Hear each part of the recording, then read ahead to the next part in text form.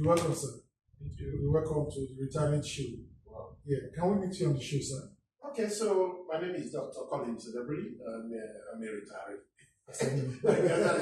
That's why I'm here. That's why you're here. And this show is for retirees and people that are planning to retire. Okay, that's good. So I'm a retiree. I have a lot of experience as a retiree. Good. I took an early retirement from Shell in 2012. Okay. So I've been 12 years a retiree. 12 years. That's a lot of experience. A lot of experience. A lot of experience. But I'm not a fully retired person. You're not tired. I'm not so tired. I'm not even retired. You're not even retired. Yes, I only moved from being a daily employee bound by time. Good. To becoming someone who manage my own time. Your own time now. Use my own time to achieve the things I always wanted to do. Brilliant. Brilliant. That's it. That's a good one, sir. So can you share that journey with us, the 12 years journey? How's it been? And why did you decide to step aside from 95? Okay, so there are two reasons. I didn't wait to the full retirement age. I pressed for an early retirement. Okay. You also need to understand. Sure. So I was eager to go into retirement. And the reason was very simple. 30 years before I retired, I become very restless. Because a lot of ideas I was experimenting popping up in your mind. Today I sit as CEO of Vital Solutions. Vital Solutions was already established in 2009. Okay. And I left employment 2012. Oh. So for 3 years, there was a Vital Solution. I wasn't involved, but it was my idea, my concept, and I set it up. Other people were running to my behalf. So if we imagine I was restless, I wanted to go run my own show. I had a vision. Primarily, I thought I had taken in so much. I needed to start giving out. Oh, wow, that is it. Yeah. The real motivation was to start raising people. Oh. So you see that today I'm president of the Mentoring and Career Development Institute of Nigeria. That was the dream. I always felt that go out and mentor people, raise people. Yeah. There's so many things I thought I could do with young talents. But within the confines of employment, I sat in the HRO, you couldn't do as you wanted. Yes, as you want to do when you are out there. So I just wanted to go out there and see what I could do with people together. So as long as my retirement was on and I earned my retirement benefits, I didn't see why I should still continue to be there.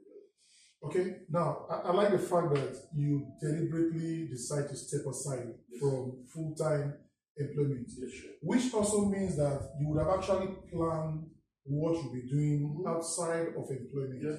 Can you just take us through that planning process? Many people are afraid to go on retirement. Yes. Because of the fear of the unknown. Correct. They haven't planned. Because they haven't planned. Yes, if you don't have a plan, sometimes you also have a plan, you have to be confident in the plan. If you're not confident in the plan and in yourself, your ability to run a plan. Because to make a plan is easy. People will say to you, try to have a plan before you retire. But it could be something that somebody put together and put in your hand. Yes, oftentimes consultants do the plan. So you are sitting there, what do I do with this plan? So, but it's different. I'm a consultant today because I also was an internal consultant to the company I work for. Yes. So consultancy has been a part of my life. So I got to the point where I say, I'm doing this for the organization, but why don't you do it for yourself? Good. Yeah. So planning is key.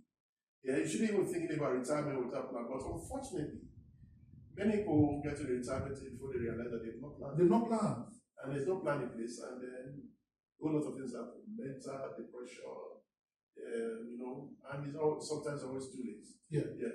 So in the retirement show, we do a lot of engagement with retirees and people that are about to retire, maybe 1 year or a few months to their retirement. And one thing we've identified so far is that it's often damage control that we do, other than retirement planning, because it's just 2-3 months ago. A lot of things have gone wrong. A lot of things have gone wrong. Nothing on the ground. Nothing on paper, nothing on the ground. No ideas. No ideas at all. So I agree that it is key to have a plan before you exit. Now, in having that plan, sir, what are the key things you think people should consider when planning retirement? Okay, so the or in your own case, what were the key things you considered? The first thing is to identify what you really would be happy to do. Oh, brilliant. What you'll be happy to do. Yes. There's no need. I like that. Even if a consultant gives you a beautiful plan and it's not something that sits well with your passion, and you're not going to, because this is retirement. So in retirement, I'm going to leisurely be doing this and enjoying it and making money at the same time. So it has to be something that you first of all enjoy. You must enjoy it. You must like it. And if you find that there's nothing like that, it's because you're not thinking enough. So that's where you need a consultant. You need an expert. That can explore you. They will sit down with you, have a diagnostic conversation with you, and then you need to bring out the things you didn't even know you had, and they are in there. So I do a lot of that with retirees too now. So okay, good. Or about to retire people. So it's something that I've always thought about. So if you don't have a coach, you don't have a mentor, you don't have a planner, you don't have an advisor and all of that, sometimes it's not as easy as you want it to be. So first thing is, what will I enjoy doing? Yeah. Where will I like to do it? The where is a very key place. The where. The where. The where. The where. Yeah, the where. Where will I like to do this thing? Yeah. And who will be my audience? Yeah. So this you must explore. Or customers. Yeah, customers, audience, that's all of that. You must predetermine these ones. Yeah. Okay, so somebody may have been working in Abuja, but it says I'm retiring to Lagos. Yes. That's the question of the where. Because he knows that that's where his cabinet is where he can put his foot on the ground. Yeah, the clients, they'll be here. I would really like to be here.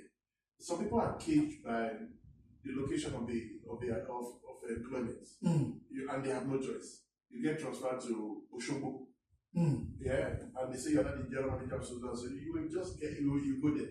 So most times you leave your family in Lagos, you're in Oshobo, or you go with them, but you know that's Oshobo is not where you really want to live, but work related there. Exactly. So many things come into consideration in your plan. Yeah. So in your plan, what do I want to do that I will enjoy doing? Where do I want to do this?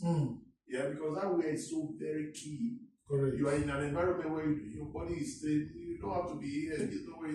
I don't like being here. Then you can't have the focus to follow any plan. Yeah. So you must let the guy decide where he wants to do this. Yes. And that thing you want to do, does it operate well in the where? Does it fit? Does it fit well in the where? I like that. Say that again. Does it fit well in the where? Good. Yeah. So not just saying I like Lagos or I like Abuja and the bridges, and then you want to come to Abuja and do certain business. Can it sell in Abuja? And there is no market for it in Abuja. That would be disastrous. So those two questions are the first things you resolve in building a plan. Oh, good. You must resolve those two. Where and what I want to do in the where. Good. You must resolve that. Very good, sir. Thank you so much for that, sir. Now that brings me to also a point that I see a lot of people going through in Abuja here. Okay. You go around Abuja, you see people that are retired struggling to fit into the city, struggling to jump into public vehicle, but they are old. You can see that this person is struggling. Would you want to recommend where you want to call a retirement city or a retirement town where people can retire and go to, or people can just retire and be wherever they are comfortable being? For instance, Abuja is an expensive city to stay in. Lagos is a very difficult city to stay in because of the lifestyle. Is there any city that is not in Lagos? Economically, everywhere is difficult, but the physical structure on ground, transportation, housing, even the market you have to go to. Even the market you have to go to. You know, in Abuja, housing is very expensive. Even when you have your own house, maintaining your own house in Abuja is expensive. When you live in those estates, thank you. Regulations and payments here and there. So, would you think that a retiree may consider staying or retiring in a small town where life will be easier? For instance, I have a friend that retired in Italy and relocated to Tunisia. And I said, why? He said it's easy for him to live a life in Africa than to live a life in Europe.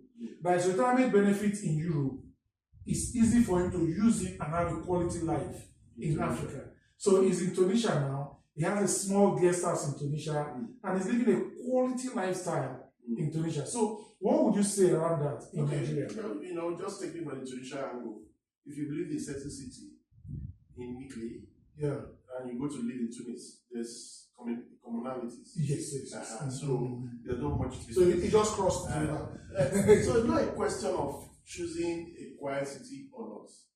It's a question of what do you want to do in the place. Oh, good. There are different levels of retirement. You could have come to the place, end of work. Maybe you were a university lecturer at 70, or maybe you even worked in a good corporate entity at 60, and then you say to yourself, I'm going to total retirement. Yes. That's what we call full retirement. Full retirement. Okay, so I had this student, I'm teaching in a pre-retirement class and all of that, and I go through this with my students, and then this man says to me, "Sir, I'm living here, I'm going back to my village. I don't want to work, I don't have any problems. I want to go and relax. I have made a lot of money, and I've built houses, and I'm gifting those houses to my children already. I'm not even doing a will. While I'm still alive, this one knows that this is own. I gift them. Then I'm going to the village. I will sit back in the village life, which I've missed so much. Yeah, and then join the council of elders. Yes, to gather to drink palm wine, and to gossip, and gossip the village, and dance where necessary. And that is going to be, for me, this is what I've always wanted. So it has to always be what takes you to that place, what your dream is. Yes. So when this guy said this to me, it was something I used as a case study over time. And the guy and that's what he's done. He's gone with his wife, and they are happy. Good. They live very well. So it's all back to that planning thing we're talking about. It's about what plan do I have? How do I want to live the rest of my life? I managed retirees while I was still in employment for some time. Yeah. And then that was the time that we have people who just retire in a few months, they die. They die, yes. Because at that time there was not enough knowledge. You're not coaching people enough. People are not coming into the classroom to learn about planning for life after work and all of that. So it's saying to people, go to a retirement village, it may be like killing them. Okay. It's not just whether the place is quiet or houses are cheap. If houses are cheap and you're still not doing anything and your spirit says you've got to be active, you've got to do something, you will die. Sure. So that should not be the consideration. The consideration is, what do I want to do with the rest of my life? Do I have a plan that drives that? Yeah. Do I want to go into partial retirement? Or full retirement? Do I want to go back to employment? Because a lot of people go back to the secondary employment. Especially where I come from, in the oil and gas industry. When new companies the indigenous companies started to come up, they just wait. As people are coming out of the big IOCs, because of the adoption, they just take them. And they come back to semi-structured employment or even full-time employment. So those are the considerations. It's the consideration of what do I want to do with my life. Yeah, if I want to just go right because I've seen all the wahala, then I probably think about one remote village. So the where becomes important. It's very important. That's why I couldn't stress it enough, but I keep stressing it. Yes, the not just to say I'm going to have a plan. This is what to do. After the what, the where is the key thing. And both of them tied together. They are tied together. I'm noting that the what and the where fits well in where. In the where.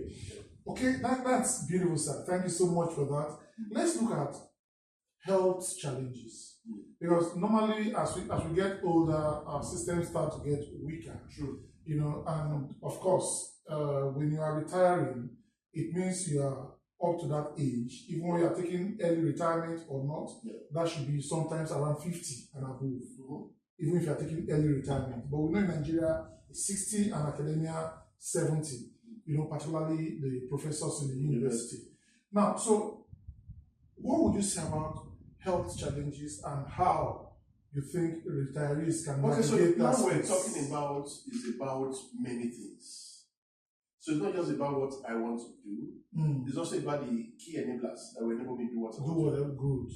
And it goes just beyond that, but health is critical. Because if you don't have your health is not good, no matter the amount of money in your hand, you're just going to be battling for life. all that dream will collapse. And all of that. Sure. So health is key, but there are so many other things that are key. Choosing where to stay, there's also the factor of security. Yes, correct. Some people go on retirement as they're going, they have lots of money in their hands. If they go to a place where they can't guarantee security. Yeah? So I'm coming back to health, but there are a long list of other things that are important. Maybe while you were seeing gainful employment, you were paying the school fees of about 21% yes. within the extended family. Do you want to continue with that? Can you continue with that? Exactly. So what do you do? So we always think health is a big ticket in that basket, but there's so many other things that are very big. Yeah? Your lifestyle. Yes. So I was in an employment where I want to go on any overseas training, they put me on business class. Do I want to do that by myself? Now that I'm here. These are the consideration. So let me go back to the health thing and just deal with it. So I just want to point to you that it's a big basket. Other things in the basket. There are so many other things you have to consider, and they all tie into your plan. But the health one is this. Ideally, before you start thinking of retirement, you then have to reappraise your present situation. Maybe you are being an employment where your company looked after your health, your wife, and 4 children. Is your retirement package inclusive of that? If it's not, then what happens to you? So just as you have financial advisor who will advise you how to invest your money, you need to have your doctor get involved this early. Your nutritionist, the kind of food you need to eat, how you need to exercise, your doctor will tell you all of that. And how you, because when you go into retirement, one of the things that is going to happen to you is that you have so much time in your life. Oh, that's it. And when you're coming from structured life, I'm going to work at 8 o'clock, I'm coming back, I'll close by 5, I'll do that's structure. They give you a structure that fills your life. And then you say, oh, my day is busy. But when you suddenly retire, you sit at that, what's happening?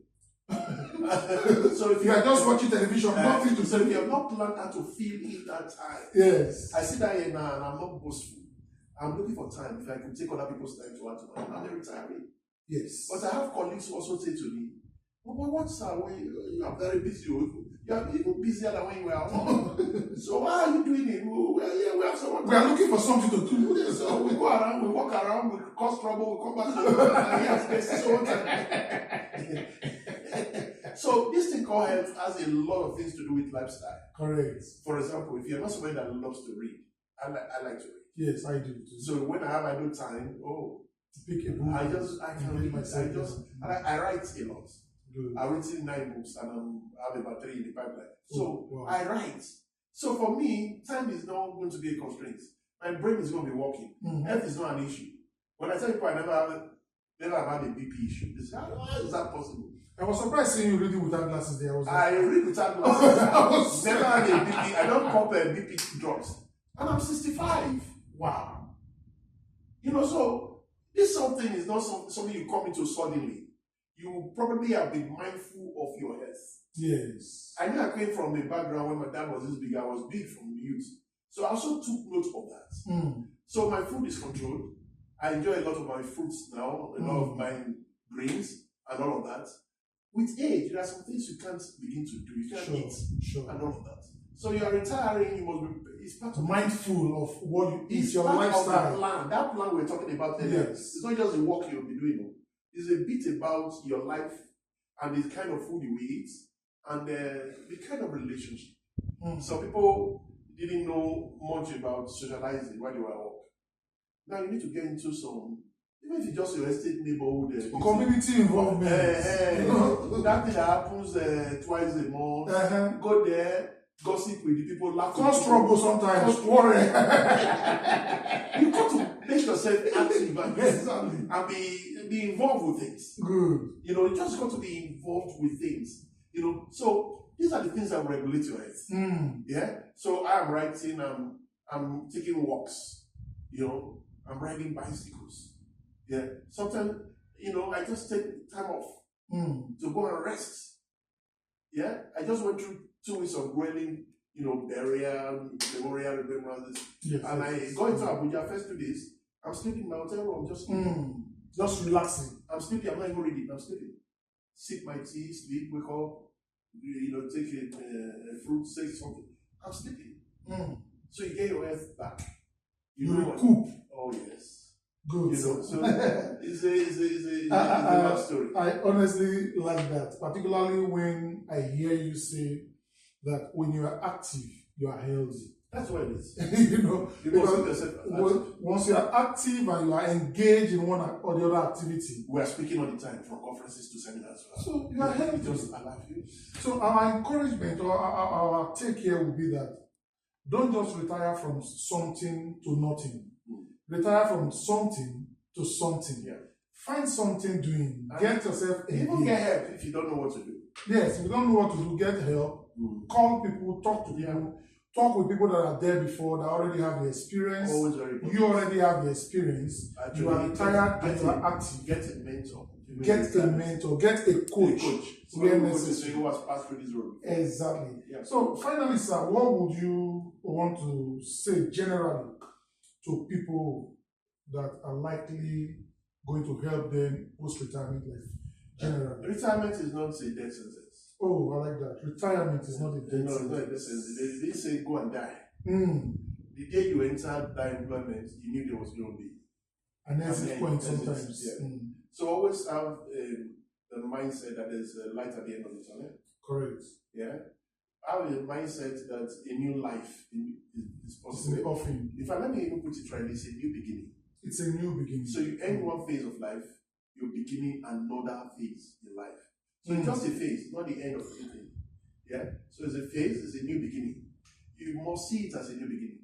The tough thing I'll say to people is, if you are not defeated in your spirit and in your mind, you cannot achieve anything. Can go anywhere. So don't allow low self-esteem. Great. I spoke to people a lot in my company in those days because when they leave, they just say, oh, I've lost that status of being called the Shalma. When people don't call me for things, they used to call me to be chairman again. That's where the defeat starts from. So speak to yourself and reassure yourself. Nobody can do it for you. Correct. It comes from inside. Yeah, there are other external things that we have, but that first move comes from your inside. What to tell yourself.